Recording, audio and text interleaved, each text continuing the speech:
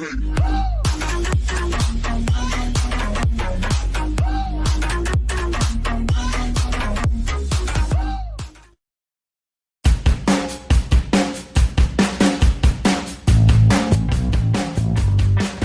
all-new 2019 Hyundai Santa Fe comes with new seating configurations, unique technology, and even an optional diesel engine. Whether it meets your needs may depend on how much space you need. The names of the various trim levels are changing, and so are most of the specs. The 5-passenger, 2-row SUV, which goes on sale later this summer, will be called the Santa Fe, replacing the Santa Fe Sport. The current 3-row, long-wheelbase SUV with room for 7 will remain on sale and will be called the Santa Fe XL. Those who need more space can wait for a larger, 8-passenger SUV that Hyundai says will debut soon.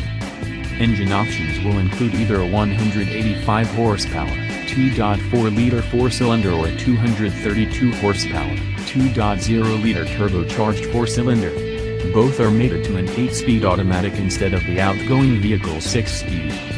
Consumers also can opt for a 2.2-liter, 4-cylinder diesel engine that's good for 200 horsepower. The vehicle will be Hyundai's first U.S. market diesel, and the only Santa Fe to feature what Hyundai calls an occasional use third-row seat. Front-wheel drive is standard on all models, and all-wheel drive is optional. Overall, the new Santa Fe is 2.8 inches longer and has up to 7.3 cubic feet more interior space than the outgoing Santa Fe Sport, although it's still smaller than the Santa Fe XL. Outside, the Santa Fe gets a whole new look that promises greater visibility at the front, rear, and sides, an issue we had with the outgoing car. Standard LED headlamps are also part of the car's new look. But some of the most interesting new features aren't visible. For instance, Safe Exit Assist will temporarily keep doors from being opened when a motorcycle, bicycle, or vehicle approaches from behind even when the doors are unlocked. The technology might save you from a fender bender, and it also might save the life of a passing cyclist. Rear seat occupant alert uses an ultrasonic sensor to keep an eye out for kids and pets. If the sensor detects motion in the backseat when the doors are locked, it will flash the vehicle's lights and sound its horn, in addition to sending an alert to the owner's smartphone via Hyundai's Blue Link telematics system.